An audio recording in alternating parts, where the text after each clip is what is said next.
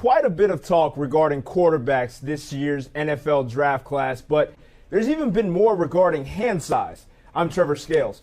Former Arkansas QB Brandon Allen has been fighting the small mitt stigma since his time with the Razorbacks. At 6'1", 210 pounds, Allen isn't your prototypical NFL quarterback, but he certainly wouldn't be the first to make the leap at what most deem undersized. Alex Scarborough covers the SEC for us and joins us now with more on Brandon. Now, Alex, what sort of comparisons has he drawn from NFL scouts? Well, it's funny. You start with the size issue, and the interesting thing to me is the hand size is pretty much identical to a Tony Romo in those terms. But the names I heard in the process of doing this story, his quarterback, offense coordinator coach at Arkansas compared him to a former pupil at Michigan State in Brian Hoyer.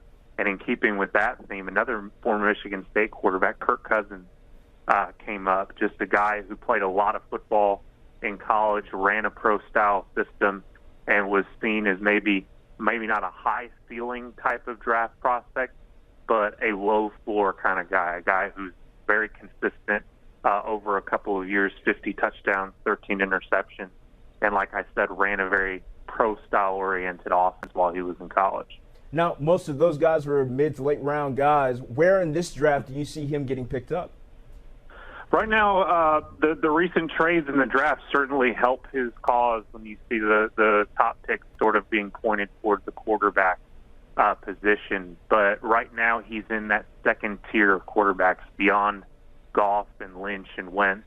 So what I'm hearing right now is maybe third round might be the best case scenario, but probably between the third and fifth round, that team might feel comfortable with him. Talking to Brett Bielema at Arkansas, he believes there's a team laying in the weeds that doesn't want to say anything and will jump up and pick him at the right time. But it's really, for him, it's going to be based on what the value is and whether they think they can get a guy like him later in the draft as a guy they see as maybe a backup to start off with who might develop into a starter with time.